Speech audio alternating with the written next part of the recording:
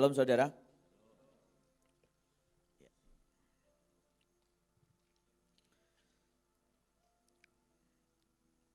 Saya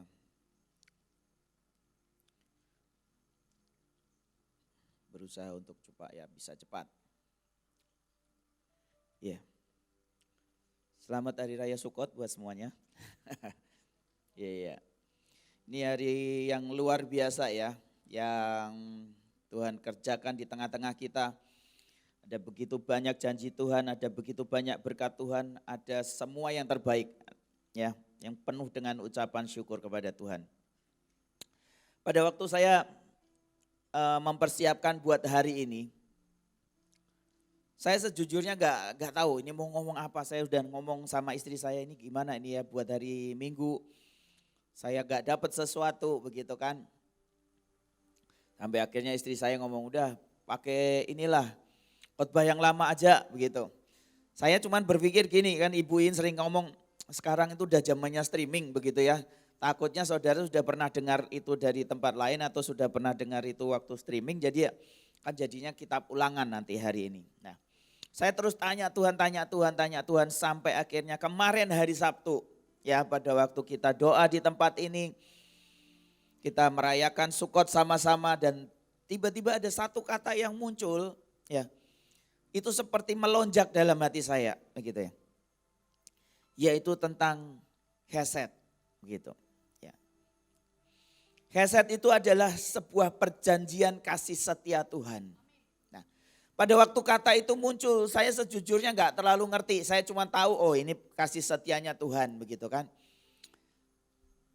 Setelah saya pulang kemarin sekitar jam berapa ya, jam 3-an lah, jam 3:30 saya pulang.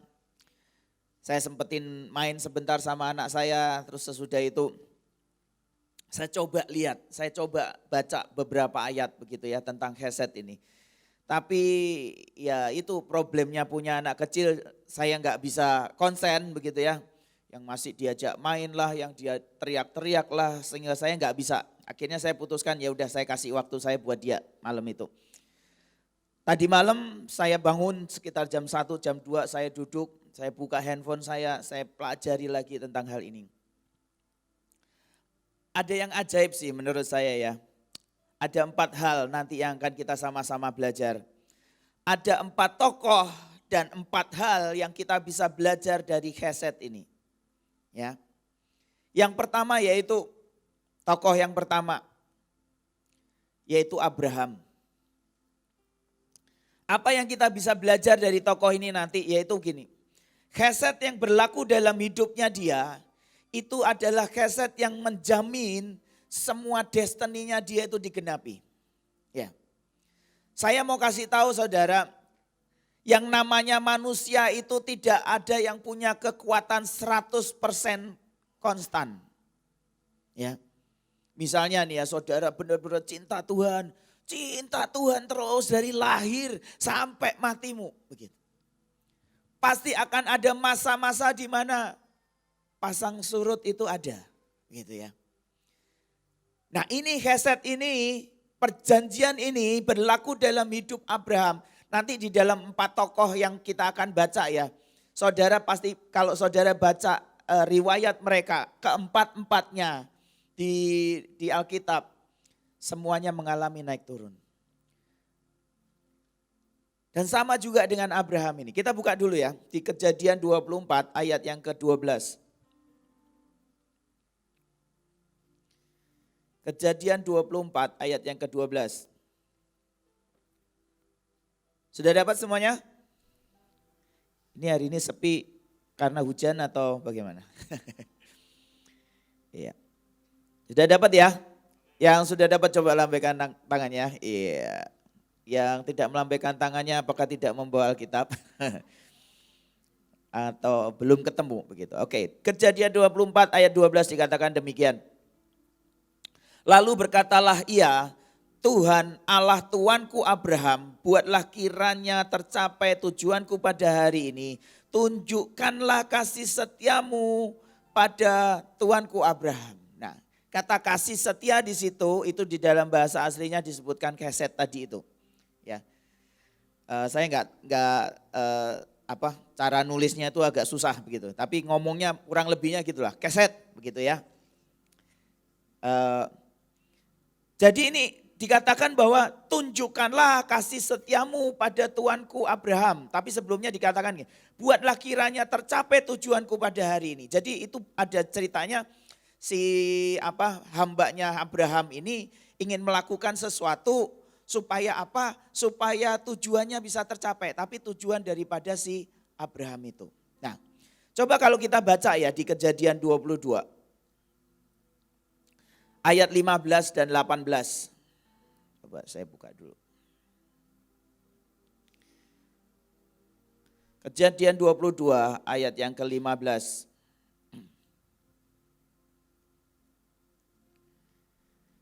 Kita tahu ini kisahnya yaitu pada waktu Abraham harus mempersembahkan Ishak ya dengan semua ketaatannya dia. Dikatakan demikian ayat 15 sampai 18. Untuk kedua kalinya berserulah malaikat Tuhan dari langit kepada Abraham katanya.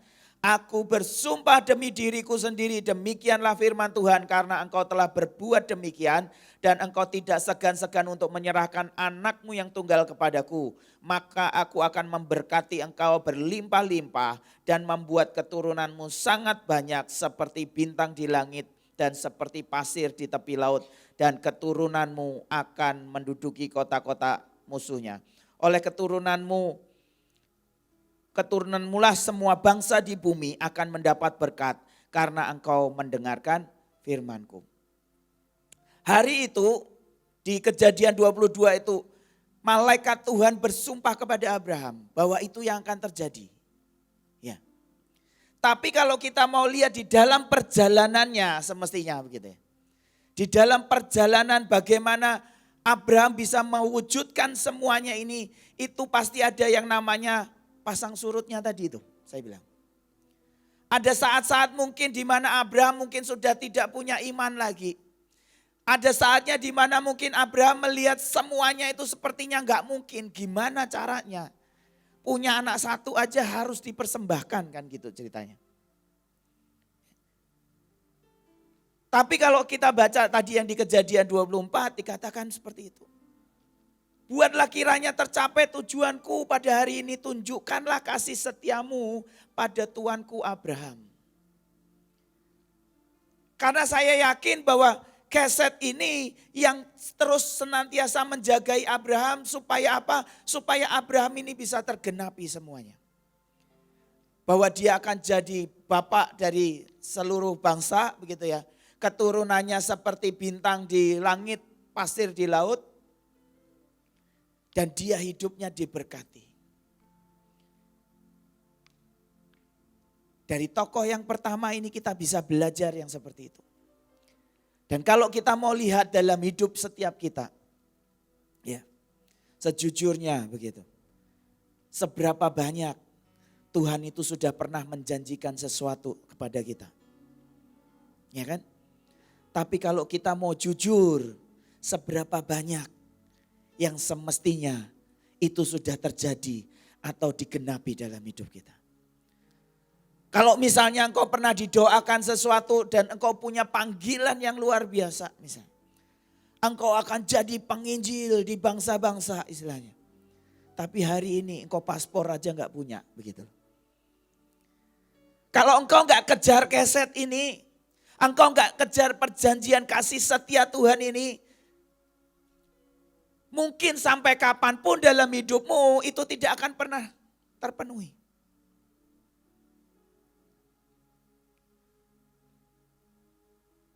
Jadi kita harus tahu bahwa hanya itu yang bisa membuat semua yang Tuhan sudah pernah janjikan. Yang Tuhan mungkin bahkan istilahnya seperti Abraham tadi bersumpah sampai 2 kali loh. Ya. Sampai itu digenapi dalam hidup Abraham. Dan itu nanti digenapi buat hidup kita. Ya. Saudara, sejujurnya ya, kalau yang mungkin yang lama tahulah ya. Di Mahanaim istilahnya gitu. Saya memilih istilahnya gitu. Untuk masuk di dalam panggilan raja. Tapi setiap kali saya jalani semuanya ini, saya semakin hari sejujurnya saya semakin melihat kok kayaknya enggak mungkin ya begitu. Kok sepertinya enggak mungkin. Ini gimana caranya? Yang namanya panggilan raja itu kan wah sesuatu yang spektakuler begitu. Tadinya saya berpikir seperti itu. Sampai satu titik saya mengerti bahwa hanya pada saat Tuhan menunjukkan kasih setianya buat setiap kita. Itu semuanya akan bisa digenapi dalam hidup kita. Kalau kita terus kejar dengan kekuatan kita, kemampuan kita. Ya, tadi yang saya bilang namanya manusia itu ada errornya, percayalah. Ada saat-saat di mana, loh saya itu ya pernah kayak gini loh. Saya pernah ngalamin masa-masa kayak gini istilahnya. Aduh ini ibadah terus ya. Sampai istilahnya sampai bukan muncul sebuah kehausan dan kelaparan. Sampai rasanya kayak bosen. Loh itu errornya manusia loh. Bagaimana semua rencana Tuhan itu bisa digenapi dalam hidup saya. Ditunjukkan semuanya terjadi dalam hidup setiap kita. Kalau istilahnya gitu ya, errornya kayak gitu. Bagaimana saya bisa menggenapkan panggilan saya sebagai raja lah. Orang istilahnya ibadah aja sampai bosen-bosen kok. Tidak muncul jadi sebuah kesukaan. Tidak muncul jadi sebuah kehausan akan Tuhan. Ya. Itu sebabnya kita butuh.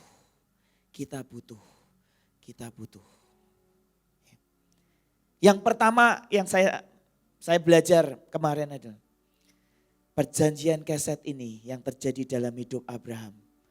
Itu adalah untuk menggenapkan setiap destiny yang Tuhan sudah tetapkan buat setiap kita. Ya. Jadi kalau saudara tahu nih, waduh ini engkau sudah dalam titik istilahnya putus asa di dalam mengerjakan panggilanmu istilahnya. Biar sama-sama hari ini sekali lagi engkau jerit sama Tuhan. Minta Tuhan tunjukkan kasih setiamu. Ya, seperti hambanya Abraham ini loh. Tunjukkan kasih setiamu kepada Tuanku Abraham. Begitu. Ya.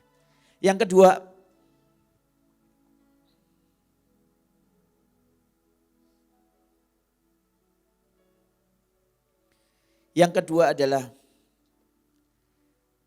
ada tokoh yang kedua yang kita bisa belajar dalam Alkitab yaitu tentang Rut. Ya.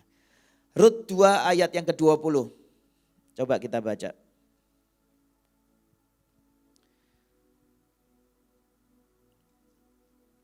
Rut 2 ayat 20 dikatakan demikian. Sesudah itu berkatalah Naomi kepada menantunya, diberkatilah kiranya orang itu oleh Tuhan yang rela mengaruniakan kasih setianya. Itu kasih setia di situ ya. Kepada orang-orang yang hidup dan yang mati. Lagi kata Naomi kepadanya, orang itu kaum kerabat kita, dialah salah seorang yang wajib menebus kita. Semua pasti tahu juga tentang kisah Rut ini. Ya. Dari pelajaran Rut ini, di sini ada kata sekali lagi mengaruniakan kasih setianya. Ya. Kasih setia itu di situ dikatakan keset, kata yang sama. Ya. Nah, kisahnya kan seperti itu. Naomi ini mertua perempuannya. Menantunya dia dua, yaitu ada Orpa, ada Rut. Dan menurut saya ini cerita keluarga yang paling drama banget lah di dalam Alkitab. Ya. Dua anaknya, pertama suaminya meninggal.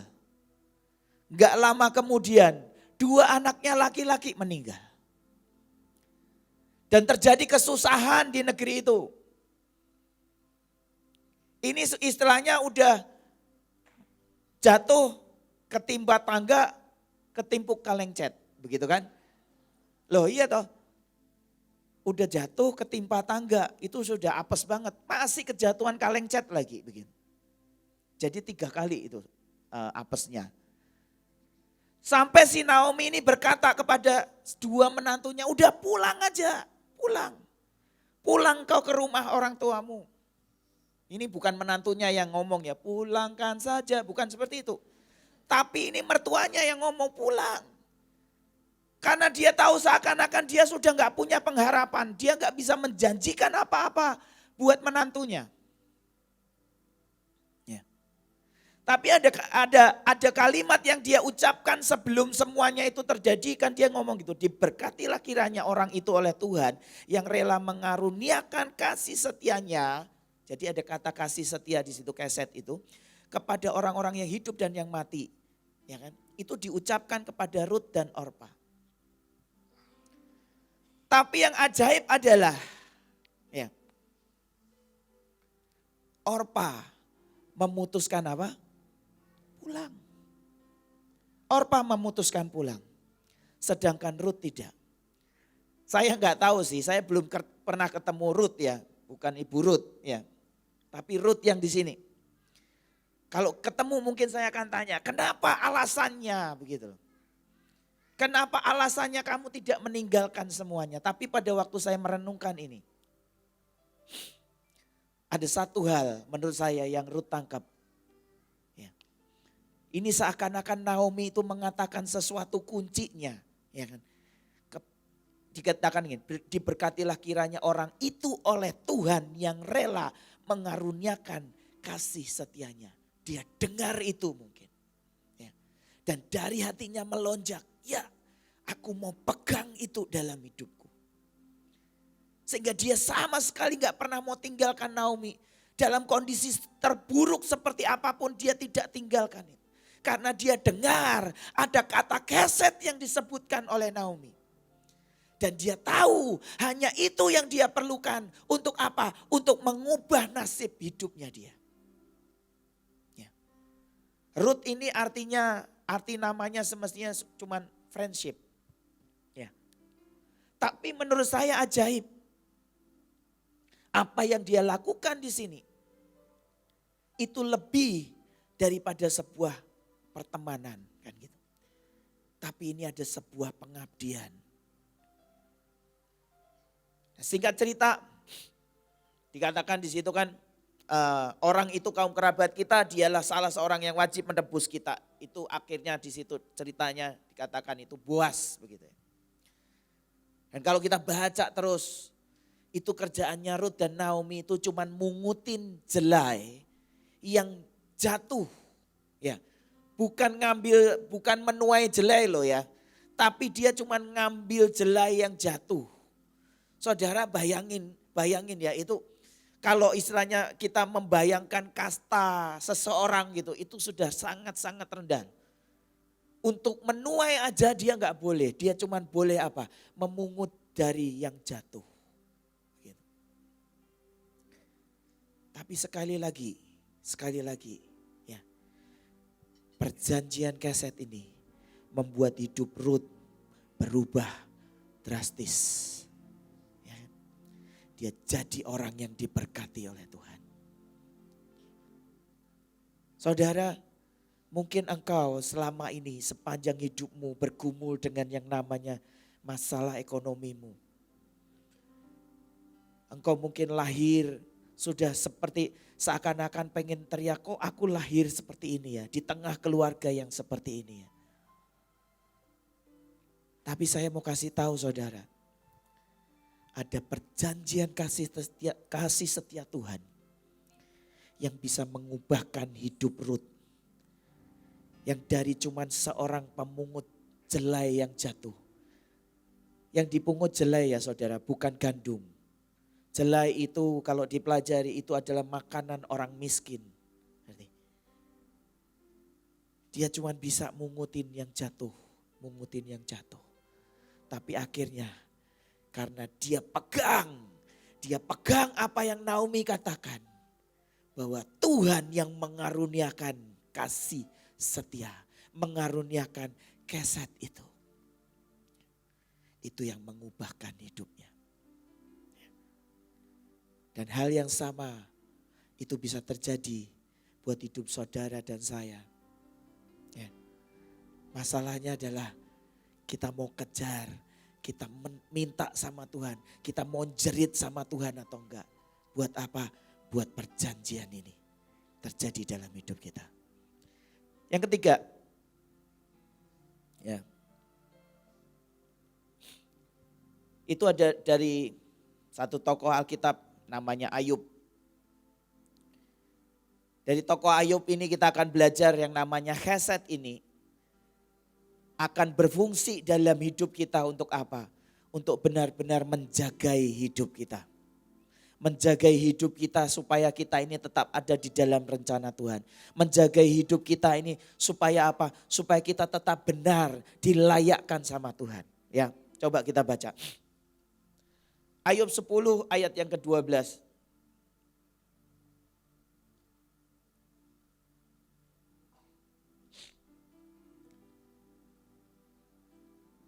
Ayub 10 ayat 12 dikatakan demikian. Hidup dan kasih setia kau karuniakan kepadaku dan pemeliharaanmu menjaga nyawaku. Ya, ini Ayub yang mengatakan. Tapi yang tragis adalah seperti ini. Saudara kalau baca di Ayub 2, kita coba baca dulu ya, mundur. Ayub 2 ayat 1 sampai 5.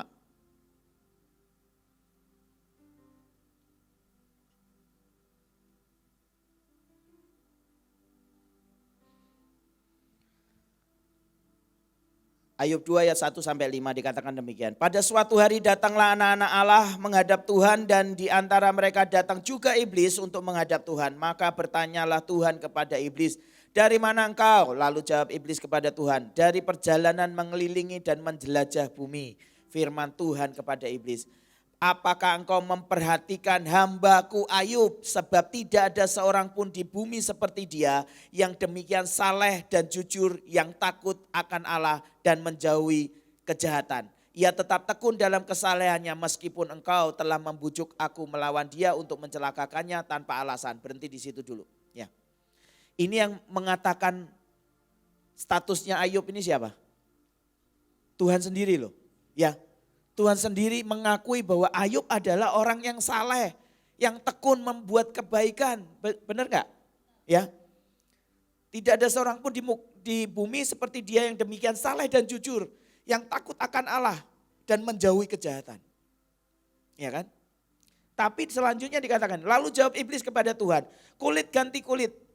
Orang akan memberikan segala yang dipunyainya ganti nyawanya, tetapi ulurkanlah tanganmu dan janganlah jamah tulang dan dagingnya, ia pasti mengutuki engkau di hadapanmu. Ya. Di ayat itu Tuhan memuji-muji Ayub. Mungkin hari itu Ayub tetap didapati tidak bersalah. Tetap didapati hidupnya kudus. Tapi kalau saudara baca selanjutnya di Ayub 3.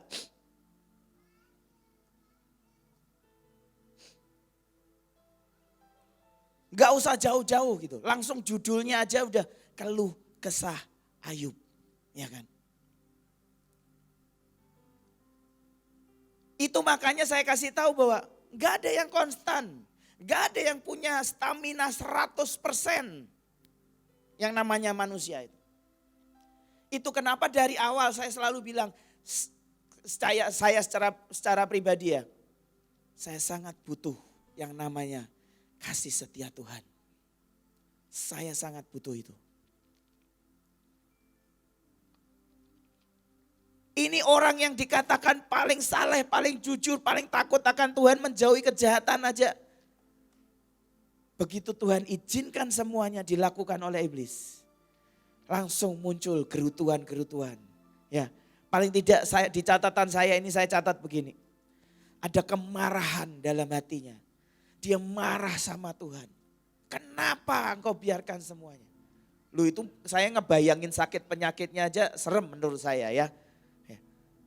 Muncul kekecewaan. Dia kecewa sama sahabat-sahabatnya yang dia berharap tadinya bakal mendukung dia di saat-saat yang enggak baik istilahnya. Tapi justru sahabat-sahabatnya ini menurut dia pada saat itu ya kan, itu tidak terlalu menolong buat dia. Ada rasa-rasa putus asa yang muncul dalam hidup Ayub. Kenapa saya berani ngomong gitu? Karena ada ayat-ayat yang mencatat bahwa Dia mulai mengutuki hari kelahirannya dia, benar ya? Kenapa aku dilahirkan? Kenapa enggak pada waktu aku keluar dari rahim ibuku langsung masuk ke liang maut, lubang maut, dia ngomong gitu. Kemarahan, kekecewaan, putus asa. Saudara bayangin kalau misalnya ayat yang Ayub 10:12 tadi tidak diucapkan begitu ya. Tuhan tidak memberikan perjanjian kasih setianya di dalam hidup Ayub, menurut saya akhir hidup Ayub pasti akan habis. Benar? Habis. Semua keluarganya dihabisin kok, hartanya dihabisin, bahkan tubuhnya sendiri dihabisin semuanya. Ya. Tapi sekali lagi, cuman karena apa? Karena kasih setia Tuhan. Kasih setia Tuhan. Pada waktu saya merenungkan ini, saya ingat ada satu peristiwa dalam hidup saya. Paling tidak itu terjadi 2 kali lah. Tapi waktu itu yang saya ingat adalah seperti ini. Saya waktu itu masih kuliah, itu sekitar tahun berapa, 96 kali ya, 96, 97 lah. Saya kuliah, saya sudah mulai pelayanan, walaupun saya belum full time. Tapi, saya ini pelayanan ya waktu itu. Tapi dalam hidup saya juga tidak bisa menjauhi yang namanya dosa. Saya jatuh bangun terus di situ. Saya dulu ini perokok. Saya berhenti dari merokok. Tapi gak tahu kenapa di tahun-tahun itu saya ngalamin tahun-tahun yang terberat dalam hidup saya. Dan keinginan untuk saya balik lagi, saya melakukan semuanya itu sangat-sangat besar. Sampai satu hari. Saya berusaha, saya terus berusaha. Mungkin saya akan berusaha dengan apa? Ke gereja lebih rajin lagi. Saya berdoa, tapi percuma. Pulang, ketemu teman-teman di kos, ketemu sama semuanya. Ikut lagi dengan mereka. Jatuh lagi. Sampai satu hari, satu titik ya, saya ingat. Itu di kamar kos saya. Saya nggak tahu itu teman-teman kos saya yang lain dengar atau tidak. Saya kunci pintu kamar. Saya doa. Saya bahasa roh. Saya nangis sama Tuhan. Dan saya bilang, Tuhan, kalau Engkau nggak tolong aku. Kalau Engkau nggak tolong aku tahu hidupku ini makin lama akan makin hancur. Saya bilang, pelayananku ini tidak menolong semuanya. Tapi cuma tangan-Mu saja yang terulur itu yang akan menolong dan menyelamatkan hidupku. Please Tuhan, sekali lagi saya bilang. Saya nggak tahu tiba-tiba itu suasana kamar saya itu bisa berubah. Tiba-tiba ada satu kelegaan yang Tuhan berikan. Dan saudara, saya mau kasih tahu. Kalau sampai hari ini, saya masih bisa berdiri. Saya masih bisa melayani. Saya masih diberi kepercayaan begitu rupa sama Tuhan.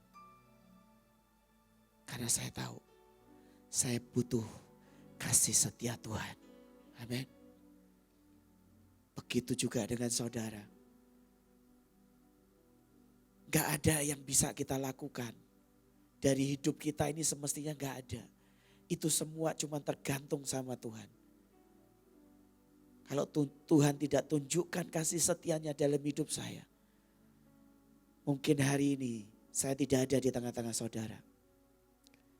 Ya. Setiap kali saya dengar tentang teman-teman saya itu semakin hari semakin bersyukur. Saudara, ada teman saya itu paling tidak ada sekitar 3-4 orang itu meninggal karena overdosis. Ada beberapa itu meninggal di jalanan. Kenapa? Karena mereka balapan motor. Balapan liar di jalan. Dan saya tahu. Hanya karena perjanjian kasih setia Tuhan yang membuat saya tetap bisa berdiri sampai hari ini. sampai kapanpun. Amin. Yang terakhir saudara. Yang terakhir yaitu dari tokoh yang keempat, ya, yaitu dari Daud. Dari Daud ini kita bisa belajar apa? Bahwa keset ini itu akan diwariskan terus menerus kepada keturunan-keturunan di bawah kita. Ya, dan itu sifatnya everlasting. Ya, dikatakan di gini.